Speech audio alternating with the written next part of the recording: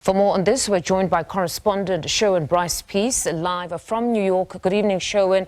Very interesting insights. Can you just unpack more of what was stated there?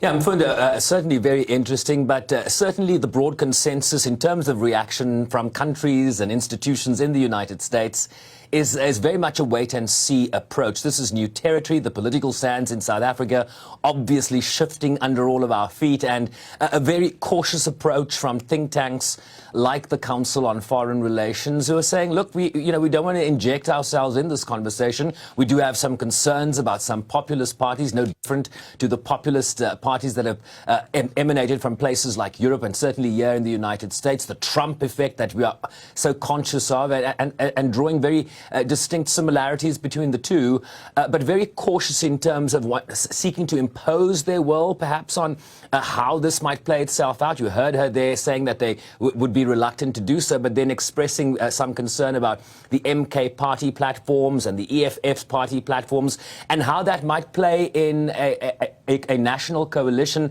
and the implications that might have on business relations with countries like the United States and certainly on foreign policy. I'll briefly, Mfundo, read to you what the State Department released earlier today. They said the United States congratulates South Africa's people on successful national and provincial elections. This year's elections marked 3 decades of all South Africans having the opportunity to exercise their fundamental right to vote.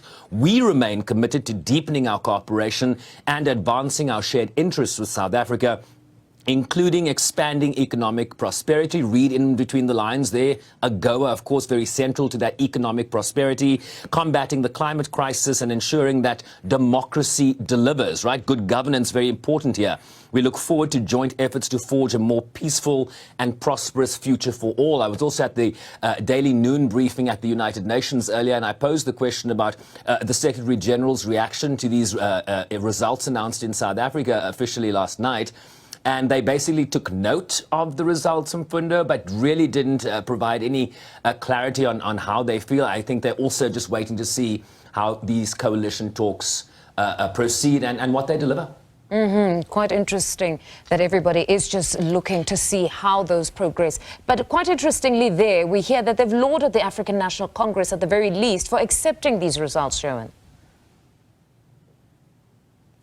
Yeah, I mean, as these things have played itself out in the African region, often when political parties that have ruled countries lose such significant support in an election, there's a lot of contestation, there's a lot of court hearings, and I think a nod to the leadership of the African National Congress, no less the president himself, in praising the IEC despite these significant losses, right? 70+ seats in the National Assembly is no a small affair for a ruling party that has dominated the South African political landscape, certainly for the last 30 years. And so really acknowledging the magnanimous approach we saw from the leadership, despite one imagines a lot of internal ructions that will now play itself out as well within the ANC.